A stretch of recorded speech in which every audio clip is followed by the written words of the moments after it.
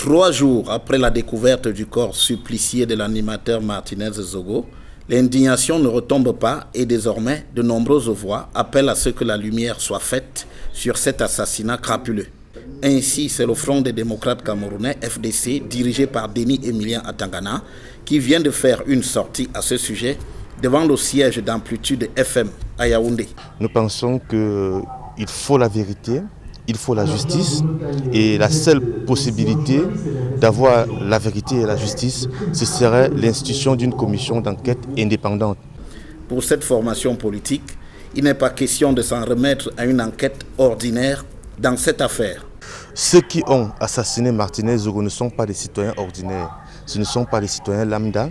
Il faut donc une commission d'enquête qui sera à mesure de convoquer tout le monde malgré le statut de ceux et de celles qui seraient impliqués dans cet assassinat sauvage. C'est la seule solution pour obtenir la vérité et la justice afin que les coupables soient sévèrement punis. Il est inacceptable qu'un être humain soit tué de cette manière. Allant dans le registre des propositions, le Front des démocrates camerounais suggère même la coloration que pourrait prendre cette commission d'enquête. Tel que M. Martinez Zogo a été tué, cela ne mérite pas une enquête ordinaire. C'est d'autant plus que les enquêtes ordinaires n'ont toujours pas donné des résultats à notre pays. Il faut donc absolument une enquête indépendante à laquelle il faudra bien évidemment associer des magistrats, des officiers de police judiciaire, des journalistes, des hommes d'église, et bien évidemment aussi des hommes politiques et des ressortissants du département de la Léké dont il était originaire.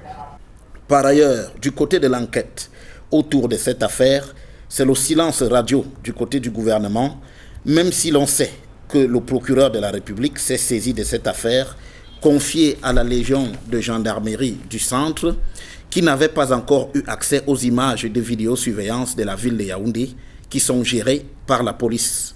Pour l'heure, ce sont les résultats du test ADN pratiqué par le centre Pasteur de Yaoundé lundi qui sont attendus pour confirmer qu'il s'agit bien de la dépouille de Martinez Zogo. Puis, il sera question de voir la suite donnée par le gouvernement à cette affaire qui prend un caractère véritablement explosif.